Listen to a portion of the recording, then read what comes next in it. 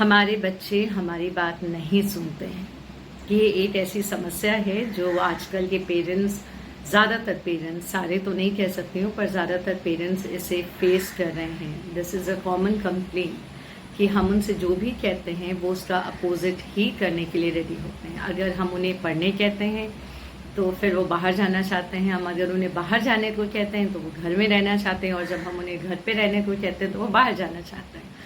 तो काफ़ी पेरेंट्स आजकल काफ़ी अपसेट रहते हैं, और मैंने जो ऑब्ज़र्व किया है इस रीज़न की वजह से पेरेंट्स और बच्चों में एक कॉमन सा गैप आ गया है। बच्चे अपने day to day activities share नहीं करते घर पे, और पेरेंट्स उन्हें अवॉइड करने लगे हैं उनसे, क्योंकि as a parent I can understand it hurts you, it really hurts you. ये आपको बुरा लगता है क्योंकि हर एक पेरेंट ने अपनी मैक्सिमम लाइफ टाइम अपने बच्चे के पीछे दिया है, और हम हमेशा ही उनका भला चाहते हैं। हम हमेशा चाहते हैं वो स्ट्रगल्स और परेशानी से दूर रहें, पर ये बात उन हमारे बच्चों को समझाए कौन उन्हें ये बताए कि हम जो कह रहे हैं वो उनके भले के लिए है, राइट? तो अगर ये वीडियो आप एज अ पेरेंट सुन रहे हैं तो आप मेरी बात से ज़रूर सहमत होंगे कि हाँ, ये प्रॉब्लम है कि हम उन्हें नहीं समझा पाते कि हम जो भी कह रहे हैं उनके भले के लिए कह रहे हैं। उन्हें हमारी बात सुननी चाहिए, समझनी चाहिए, बट हम आई एम अ फेलियर, मैं नहीं समझा पाती। Even mothers, fathers, everybody is facing this problem. तो आज मैं आपको कुछ ऐसा बताने आई हूँ जिससे आपके परसेप्शन में भी चेंजेस आएंगे। और अगर आप एक बच्चे हैं, अगर आप खासकर अगर आप टीन एज में हैं और आप ये वीडियो देख रहे हैं तो आप भी सुनिए, क्योंकि ये आपके परसेप्शन के लिए भी बहुत इंपॉर्टेंट है जो मैं शेयर करने जा रही हूँ। और इससे आपको भी एक नई आइडिया, एक नया कंसेप्ट शायद समझ में आए, एक नई व्यू पॉइंट आपकी बने। सो आई होप ये जो भी है आप ये टीनेजर किड्स भी देखें इस वीडियो को, एंड एज अ पेरेंट आप ज़रूर देखें और पूरी वीडियो कंप्लीट करें। तो पहले मैं इंट्रोड्यूस करा दूं अपने आप को कि I am a teacher and I M in this education line since last 20 to 23 years के। सो इतने सालों से जो मैं इस लाइन में हूँ, so I have experience, I have seen number of kids. मेरे काफ़ी स्टूडेंट्स आज पेरेंट्स खुद बन चुके हैं। So I can tell you कि मैंने जो एक कॉमन परसेप्शन, एक कॉमन प्रॉब्लम जो मैंने बच्चों में ऑब्जर्व किया है, उसी बेसिस पे मैं आज कुछ आपसे शेयर करना चाहती हूँ। सबसे पहली बात ये है कि हम कहते हैं हम अपने बच्चे को नहीं समझा पाते, खासकर टीनेज किड्स, क्योंकि छोटे बच्चे पेरेंट्स के लिए प्रॉब्लम होते ही नहीं है, because they listen to them, they have to listen to them. बच्चे प्रॉब्लम तब करने लगते हैं खासकर जब वो टीनेज में आते हैं। तो जब हमारे बच्चे टीनेज में आते हैं, वी ऑल नो, क्योंकि हमारा टाइम देखिए ये है नहीं, हम अपने पेरेंट्स की बिना किसी लॉजिक की भी बात सुनते थे। हम उन्हें कभी क्वेश्चन बैक नहीं करते थे, आंसर बैक नहीं करते थे। हम उनसे ये नहीं पूछते थे कि आखिर आप ये क्यों कह रहे हैं, या मैं नहीं मानूंगा या मैं नहीं मानूंगी, because we didn't have that option उस समय। और इसमें आज के बच्चों को हम ब्लेम नहीं कर सकते, because the situation has changed, environment has changed, everything has change. इतनी ज़्यादा इलेक्ट्रॉनिक्स आइटम्स आ चुके हैं, इतने ज़्यादा हम इलेक्ट्रॉनिक चीज़ों के साथ जी रहे हैं जो हमारे टाइम पे नहीं था। तो डिस्ट्रैक्शन के लिए अब काफ़ी सारा डिफरेंट वेज हो गया है जो हमारे टाइम पे नहीं था। हम सिर्फ अपने क्लोज फ्रेंड्स से मिलते थे, उनसे बातें करते थे और उन्हीं से शेयर करते थे, और ज़्यादातर हमारे फ्रेंड्स भी हमारी तरह के सिचुएशन को डील करते थे। So it was in a very limited environment, हमारी प्रॉब्लम्स, हमारी बातें। But now days it is not so. हम स्कूल जाते, हमारे बच्चे स्कूल जाते हैं, कोचिंग जाते हैं, देन फेसबुक पे हैं, व्हाट्सएप पे हैं, और डिफरेंट सोशल मीडिया में हैं। तो उनके लिए डिस्ट्रैक्शन, उनके लिए डिफरेंट व्यू पॉइंट्स, उनके लिए ये जो शॉर्ट्स और रील्स बनते हैं उसमें दिखाता है कि mothers they are shouting at their kids, और ये बहुत फनी ढंग से दिखाता है, which I really don't accept, I don't like. ठीक है कि बच्चे उनके पीछे अपने पेरेंट्स का, अपनी मदर्स का मजाक कर रहे हैं, मजाक उड़ा रहे हैं, और ये रील्स और ये शॉर्ट्स बच्चे अक्सर देखते हैं, बिकॉज दे एंजॉय कि हाँ मम्मी तो ऐसे करती हैं, पापा तो ऐसे करते हैं। तो ये जो एक नया दौर आया है जहाँ पे इस तरह की चीज़ें अवेलेबल हो रही हैं, तो बच्चों की बुद्धि जो होती है वो हमारी तरह तो होती नहीं है, हमारी जैसी mature brain they don't have. They don't have that power to analyse what is right and what is wrong.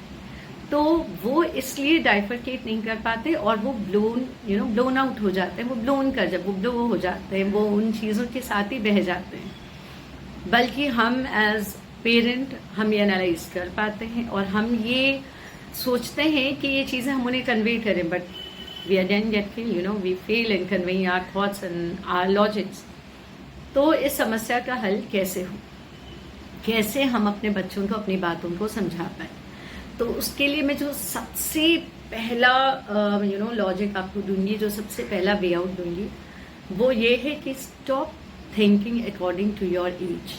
हम अक्सर इसलिए गुस्सा होते हैं क्योंकि हम अपने एज के हिसाब से सोचते हैं, हम अपनी मैच्योरिटी के हिसाब से तौलते हैं। तो ये जो कंपैरिजन है, my first point is comparison. तो हम अपने ब्रेन से जब हम उसे कंपेयर करते हैं, we really get annoyed and we get irritated and this is very natural कि हम इरिटेटेड होंगे कि ये क्यों कर रहे हो, जब मैं कह रही हूँ, जब मुझे समझ में आ रहा है और मैं तुम्हें समझाने की कोशिश कर रही हूँ, तुम क्यों नहीं समझ रहे हो या क्यों नहीं समझ रही हो। तो सबसे पहले तो अपने ब्रेन से, अपने माइंडसेट से उसको एनालाइज ना करें, उसकी हर एक एक्टिविटी को, अपने बच्चे की हर एक एक्टिविटी को उसके एज और उसके कंसेप्ट की तरफ से समझें, तो ऑटोमेटिकली यू विल अंडरस्टैंड कि ये बातें उसको क्यों नहीं समझ में आ रही। दूसरा जो बात है वो भी कंपैरिजन का है कि हमने अपने समय पे ऐसा नहीं किया था, please now we should stop doing this, कि हमने अपने समय पे ऐसा नहीं किया था, हमने अपने समय पे वैसा नहीं किया था, तो तुम भी वैसा मत करो। ये हमारा समय नहीं है और इससे हमें एक्सेप्ट करना पड़ेगा, इससे हमें अंडरस्टैंड करना पड़ेगा। तो जो भी हम वे आउट निकालेंगे वो आज के समय के हिसाब से होगा, वो आज के नए चीज़ों के हिसाब से होगी, आज के नए एनवायरनमेंट के हिसाब से होगा। तो सबसे पहले जो कॉमन चीज़ है, जो हम अपने बच्चों को दो चीज़ नहीं समझा पाते, जो मैंने देखा है अक्सर पेरेंट्स में, वो है वेस्टेज ऑफ टाइम और टाइम पे नहीं पढ़ना। और कुछ एक पेरेंट्स डेली एक्टिविटीज़ में, जैसे खाना ठीक से नहीं खाना, टाइम पे नहीं खाना, जंक फूड का बहुत ज़्यादा ऑप्शंस अवेल करना, ये सब भी इश्यूज हैं जो पेरेंट्स नहीं हैंडल कर पा रहे हैं। तो सबसे पहले जहाँ तक वेस्टेज ऑफ टाइम और पढ़ाई की बात है, देखिए जब हम 20s में थे या जब हम 16, 15, 17 के थे, तो बहुत ही हम भी जानते थे कि बहुत रेयर केस में बच्चे ऐसे होते थे जो बहुत ज़्यादा मेहनत करते थे। जनरली ज़्यादातर पेरेंट्स हम ये बातें करते हैं, हम भी अपने टाइम पे शायद एवरेज स्टूडेंट्स ही रहे होंगे। तो ये जो एज है, खासकर जो टीन एज है, that is full of distractions. हम उन्हें पढ़ने जो कहते हैं वो दो रीज़न से कहते हैं। पहला रीज़न ये होता है कि आपके नंबर अच्छे आएंगे, और नंबर का प्रेशर हम देते हैं, जो कि मैंने अपने लास्ट वीडियो में कहा था कि मार्क्स का प्रेशर देके कोई फ़ायदा नहीं है। आपको अपनी कोशिश करनी है, पर वो बच्चा भी जब वो एग्ज़ाम देने जाता है, समटाइम्स ही और she goes through different situation, sometimes they get excited, sometimes nervous, कभी वो भूल जाते हैं, आती हुई चीज़ें भूल जाते हैं। तो हमें पैनिक नहीं करनी, हमें ये समझना होगा कि वो बच्चे हैं, वो कोशिश किए, उन्होंने भी कोशिश किया, नहीं हो पाया। तो नंबर का प्रेशर तो आप दे नहीं, क्योंकि वो सबसे पहले नेगेटिविटी क्रिएट करती है। वैसे क्यों? अगर हम अपने काम को, अगर आप ऑफिस गोयर हैं, अगर आप हाउस वाइफ हैं, अगर आप कुकिंग करते हो या जो भी आप काम करते हैं, उसमें अगर आपको भी एक टारगेट मिल जाए कि इतना आपको अचीव करना होगा, ट्रस्ट मी, अगर आप खाना बनाने जा रहे हो और कोई आपसे कहे कि इतना ऐसा टेस्ट आना चाहिए, I am telling you it will be very difficult for you to do so, क्योंकि टारगेट ओरिएंटेड काम करने में हम नर्वस अक्सर होते हैं। तो सबसे पहले बच्चों को मार्क्स का प्रेशर ना दे कि इसलिए पढ़ो, नहीं तो मार्क्स नहीं आएंगे तो तुम देख लेना, ठीक है।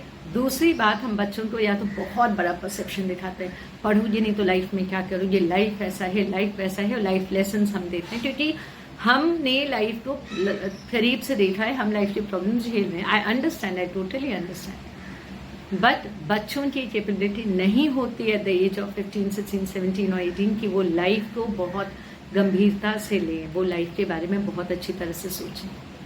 तो आपको एक बात कॉमन तो मिलेगी कि खेलना, घूमना, फ्रेंड्स से संग आउटिंग, ये बच्चों को क्यों पसंद है? क्योंकि वो उनको लाइट करता है, क्योंकि वो उन्हें स्ट्रेस नहीं देता है।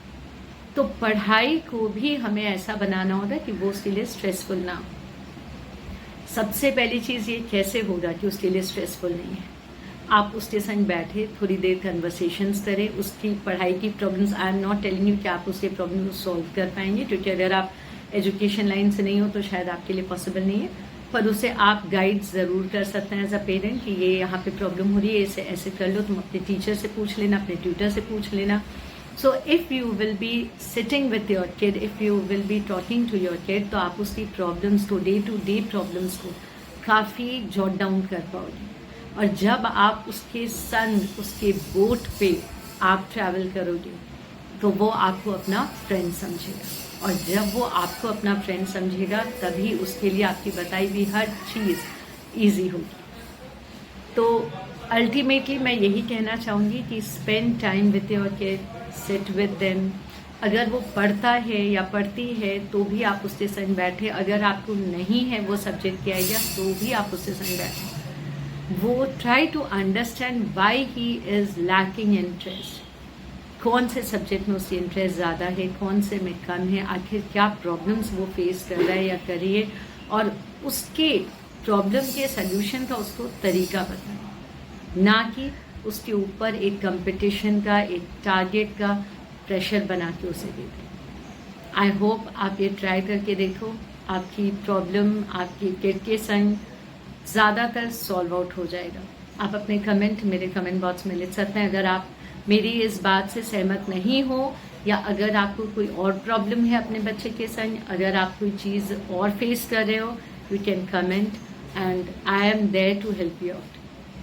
मैं वीडियो बनाती हूँ, क्योंकि मैं अक्सर वीडियोज़ पढ़ाई पे बनाती हूँ, बट आजकल जो मैं कॉमन टू देख रही हूँ पेरेंट्स और बच्चों की चीज़ें, उस पर भी मैं आजकल वीडियो बना रही हूँ. तो you can tell me, I am there to help you out. Thank you so much for watching this video.